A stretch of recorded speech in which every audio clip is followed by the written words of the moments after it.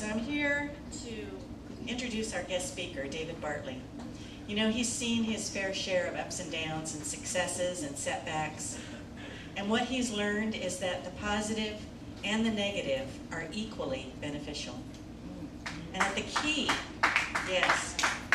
is to view all those experiences from a spiritual perspective, especially those that have posed the greatest challenge. Since June of last year, David has given more than 40 talks on the subject of mental illness and the need for a different perspective.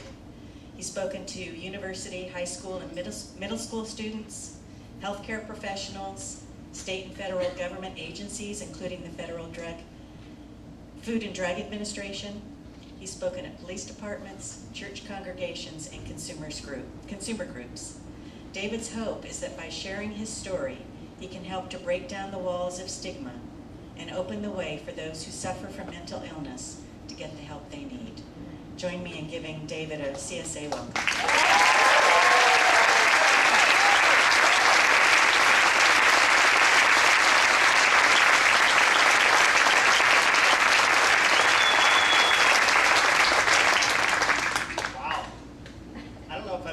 Stand up before I speak.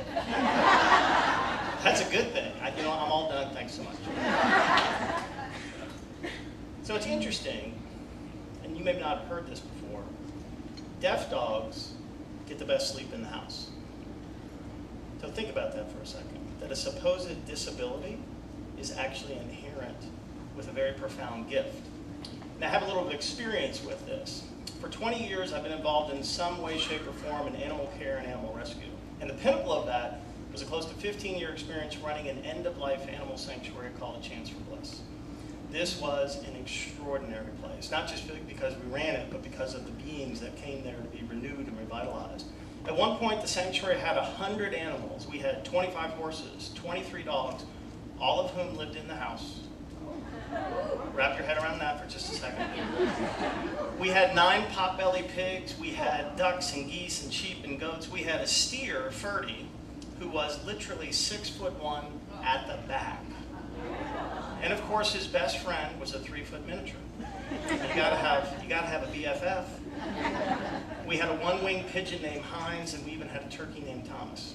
And because of the population we served, senior, special needs, and primarily end-of-life, we did no adoptions. That an animal, once it came to the sanctuary, became a resident, and the resident stayed there until they made their transition. And over this 20-year period, I have been blessed with the honor and privilege of being with 90 animals as they've made their transition, which is an extraordinary experience. And the sanctuary had an interesting, divine, unexpected beginning. When I met my ex-wife 20 years ago, Deanna, she had a silly, spunky, very raspy Boston Terrier.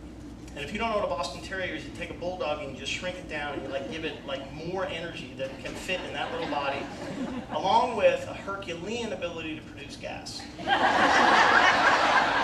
Wally could be in this room and we'd all have to leave. So I fell in love with this duo. And interestingly, I didn't grow up with a dog. So here it was, not just a boy meets girl, but a boy meets dog.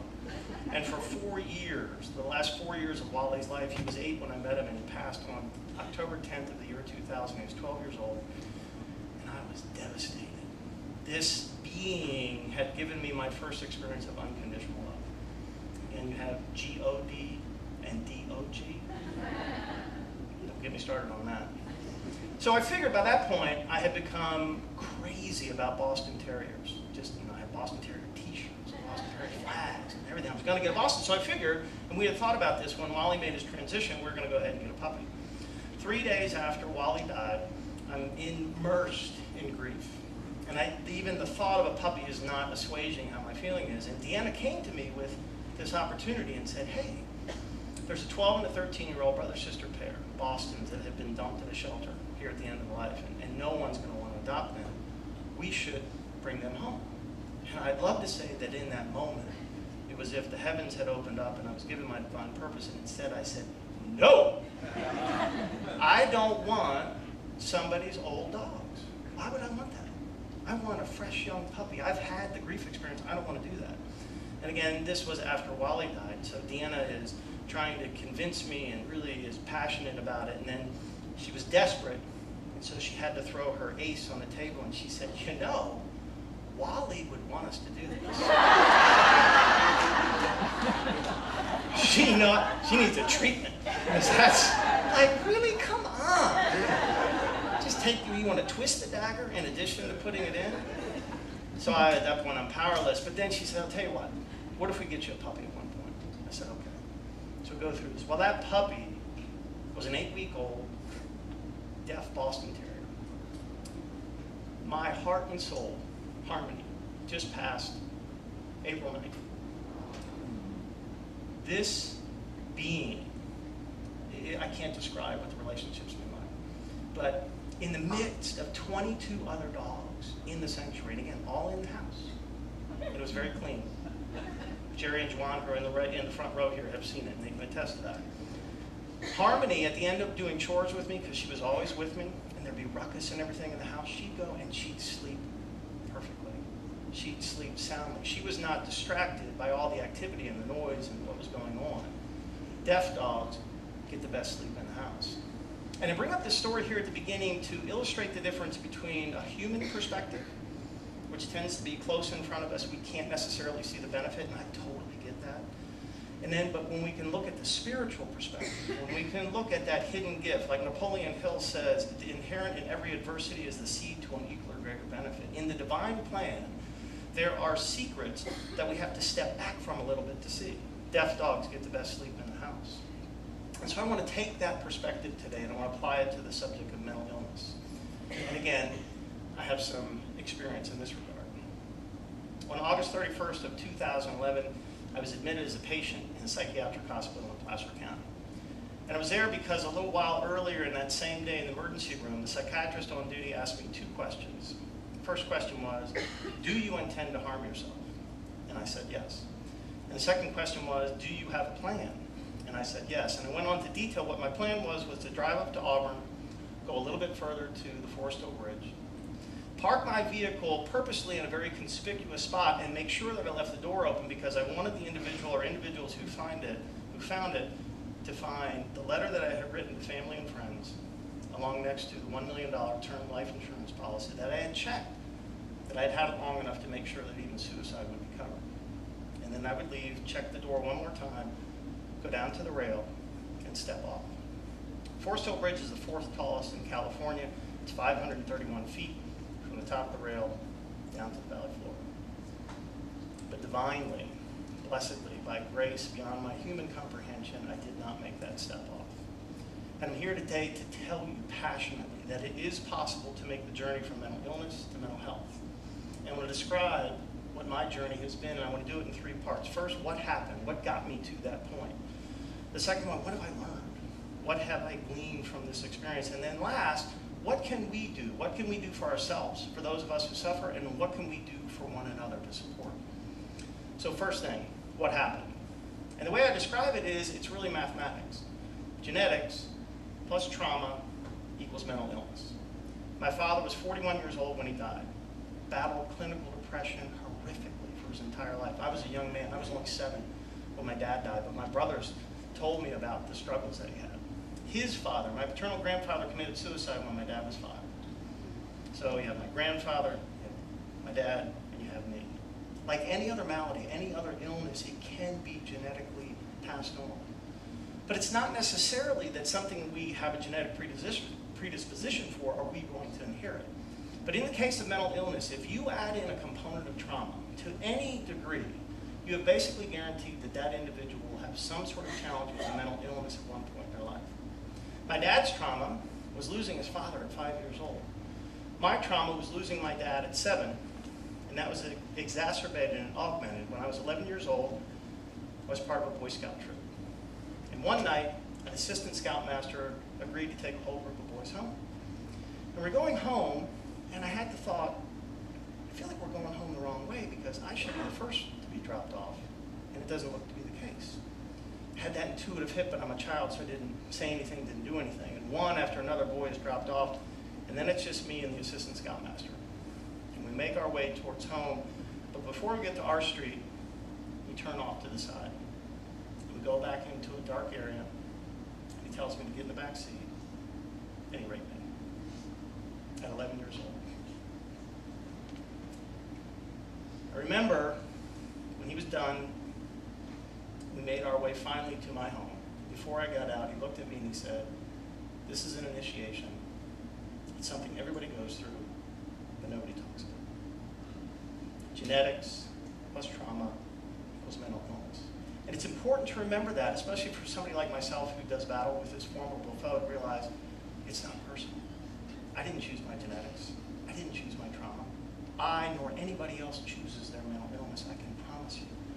And for me, what happened is those dark seeds planted at a young age lay dormant for a little while, but in a short order of time, they started to manifest as this terrible negative self-view. Regardless of what people told me from the outside, I started to feel worthless. I had no confidence. And then added to that was the feeling like I was tired all the time, that there was a lead foot right in the middle of my chest, that I just could not get up. I could not function.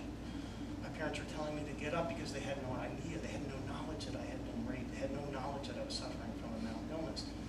But you begin to become so critical of yourself. You begin to feel that you are such a stain on the world that you just move back and you retract into that place of isolation.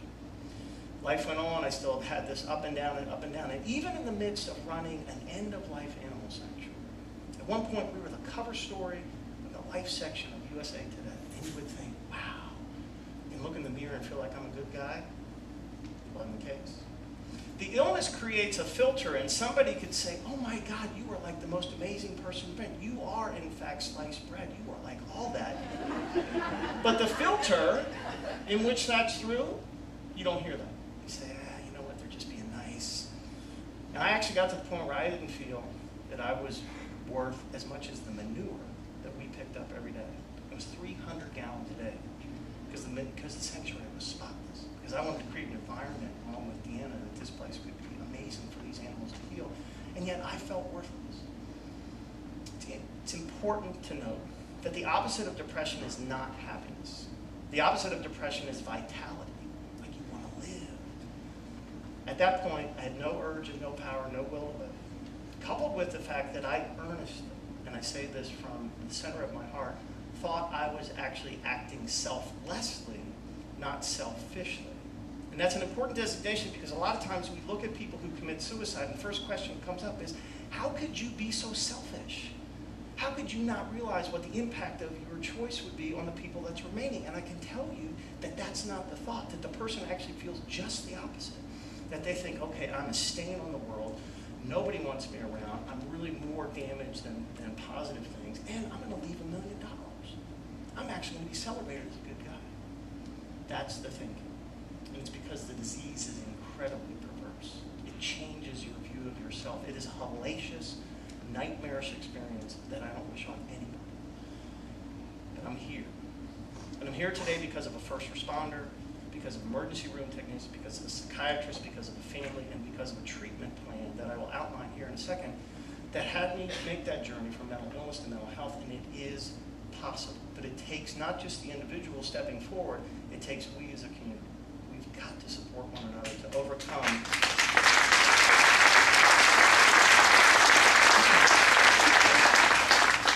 have to overcome this health epidemic. This is a crisis.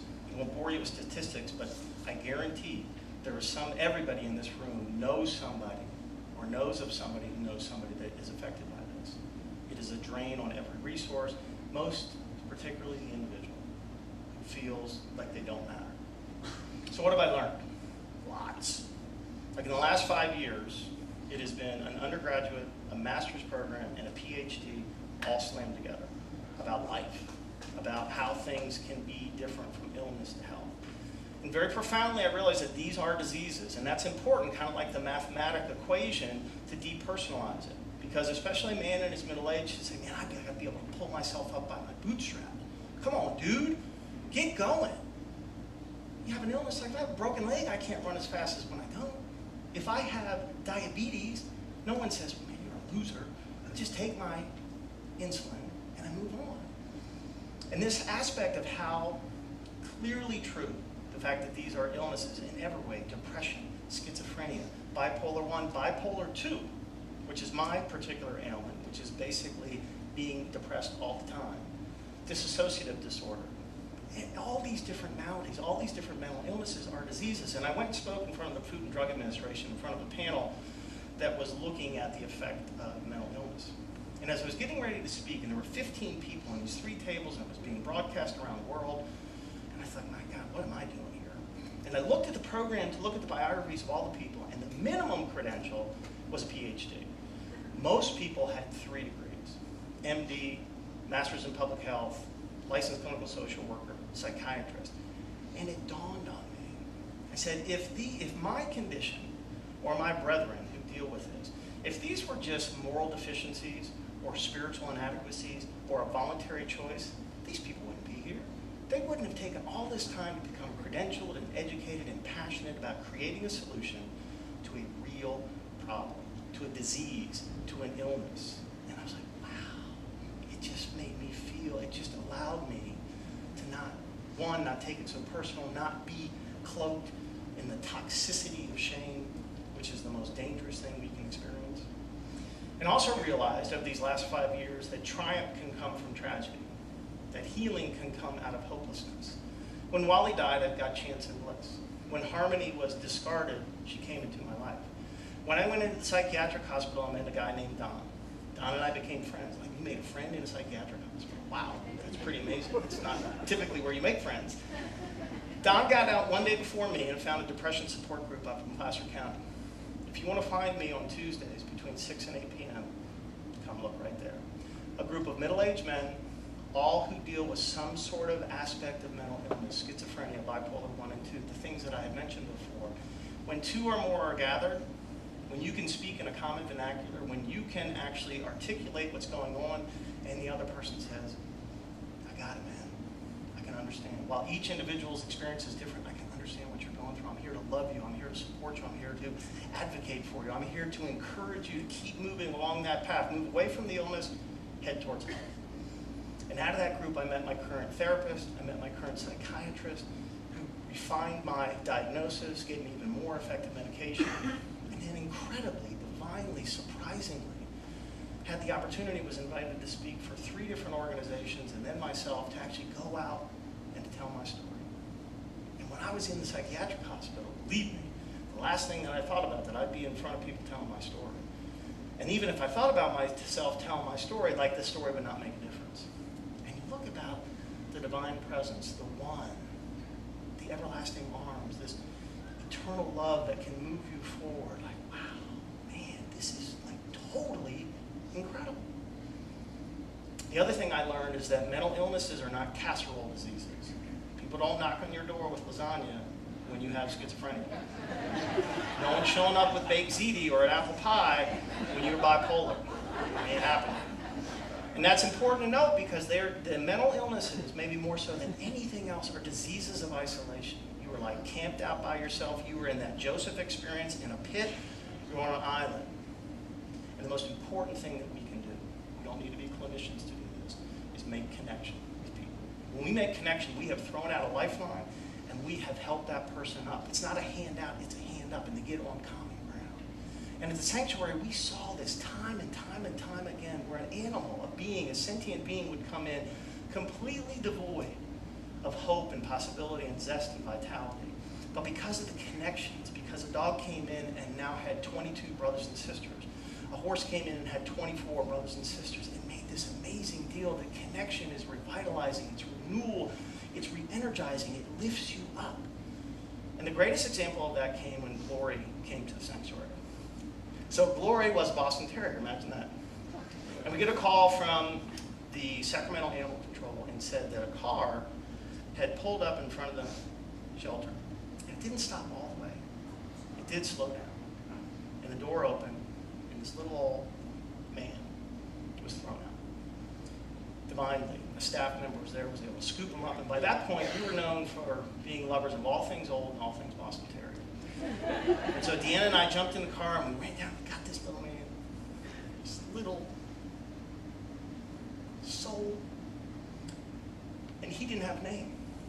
And so Deanna came to her instantly and said, "You will be called Glory." And he was incredible. But when we got him home to the sanctuary, the first thing we had to do, because he's got 22 other new brothers and sisters, you got to put him down. He's got to sniff from top to tail, from front to back, okay? And then I can imagine, though, the conversation is, you know what, dude? You have landed in a soft spot. These people are a little crazy because they're cooking for us, cleaning up. They tell us every day that our job is just to be affirmed. That's all we're supposed to do. And I remember we had this enormous toy basket with all kinds of toys that a dog could want. And we put Gloria in front of the toy basket. And he looked at the basket, and he looked back at me, and he looked at the basket like, what is that? Like this being had never had a chance to play with anything. That changed quick.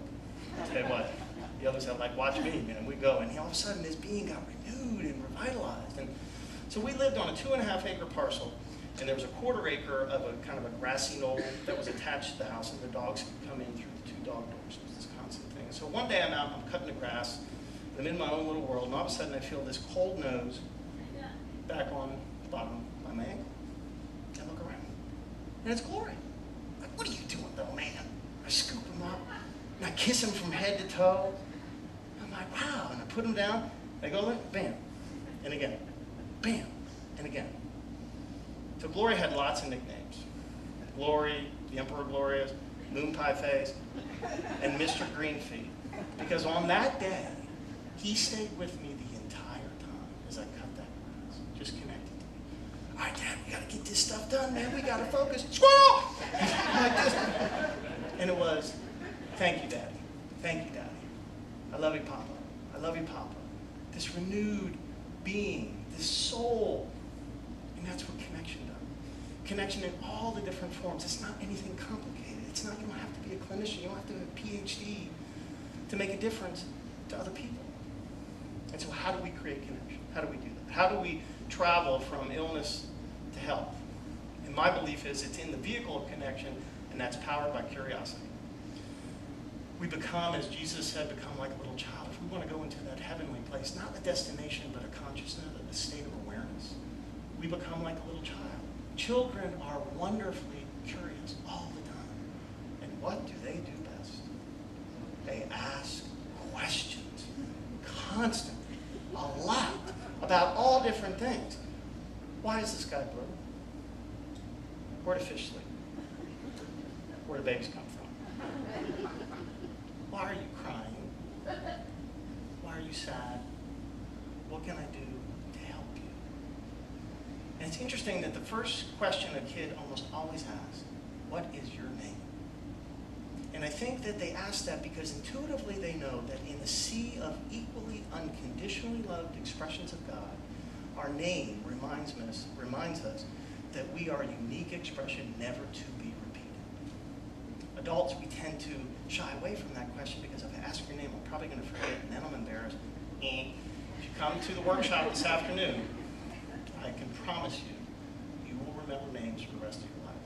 And you'll be amazed at the power, that the connection that's created by simply remembering somebody's name. Again, it's simple, it doesn't mean it's not powerful. Parker Palmer, who is like this rad dude. He's a theologian, he's a humanitarian, he's just an altogether great guy. He says that violence is what happens when people don't know what to do with their suffering. Think about that. We see examples of that, and without mitigating or diminishing the severity of those are a rarity in proportion to the amount of violence that's directed inward, the amount of self-hatred, the amount of self-loathing because people are suffering. And when we can do something as simple as remembering a name, we can make a difference. And just imagine, what was the last time that somebody remembered your name and you had no expectation? Like, they're like, hey, Jerry, how's it going? Like, oh, you remember my name? Like, it pulls you, even if you're not mentally ill, it pulls you into a place of being known. Like, all of a sudden, I exist. William James, who's considered to be the father of American psychology, said the deepest principle in human nature is the craving, not the want, hope, or desire, the craving to be appreciated. My take on that is we all need an experience of matter. And this aspect of matter right now is front and center to our existence. So we pull people closer. We pull people closer. And we agree with the great Fred Rogers, Mr. Rogers, when he said, frankly, there's no one you can't learn to love if you do once you hear their story. We create this intimate space, and we allow people to tell their story, and we relieve suffering. It's that simple. It's not complicated. It's that simple. And we can make a difference. And when we're in that space, we move away from a rigid, judgmental, assumptive stance. We resist the temptation to create beliefs based on witnessing behavior. Instead, we move forward compassionately, compassion being defined as curiosity without assumption. We move into the place of, what's going on? We leave behind, what's wrong with you? And instead we ask, what happened to you? And the greatest example I've ever seen of that was with Joshua. Joshua was a 15-year-old Basset Hound mix that came to the sanctuary. We got a call to come to the Placer County Animal Shelter. And his story really brings this whole point home. Old man had come into the sanctuary bringing this equally old dog. And he said, hey, I found this dog as a stray. And the staff was like, oh God, thank you so much. He said, would you please fill out some paperwork about your name, who you are, and then where you found the dog? And then we'll take the pup back and see if he's microchipped. And the guy was a little hesitant. And so he went ahead and did it. And as he's finished filling that out, the person comes back and said, oh my God, he's microchipped. And as she looked at the information on the microchip, the staff member grabbed the clipboard and realized the information was the same. And that being, that sacred soul at the shelter, instead of being in judgment and saying, oh man, what's going on? She said, what happened? What happened? And through tears, he explained that he's going into assisted living. Wouldn't let him keep his friend of 15 years. And he thought, if he brought him in as a stray, he would give him more time to be found, to give it home. We don't know. We don't know unless we ask. We don't know if we stay in that fluid space of curiosity. We don't know if we don't make connection with another. It's very easy to stand back and make judgment. It's much more difficult, but it's easy to stand forward and just ask some questions, remember people's names, make a connection, bring them out of the darkness into the light. Let me connect with you. You are my brother. I am, in fact, your keeper. Let's work together on this. We're in fire season in California right now. And fires are devastating. We look at recent examples, and our human perspective, and understandably so, is catastrophic. But we realize intuitively that a fire is necessary. We've got to clear out that overgrown part. When we clear out that overgrown part, it actually allows the sunlight to get down to the base of what we need. And the heat from the fire rises up to the seed-laden pine cones, has the pine cones open, and the resin melt, and the seeds now fly down, land down into this fertile soil, the ash being created from the fire that's gone through. In the divine, perfect way that all this works together, that a fire from the spiritual perspective looks different than from the human perspective. A great fire came through my life when I got out of the psychiatric hospital. Came out, came to realize that what I had given had depleted me, and I had to step back and take care of myself. And so the animals had to go to other places. I watched the repo man get in my vehicle, head down the driveway, and off with my way of transportation. I lost my home to foreclosure, and was sold at auction. My marriage ended, and I left with some clothes, a borrowed truck, and thankfully, my beautiful, beloved Harmony. And I went to go live with my 2 brothers and sister-in-law where I live today.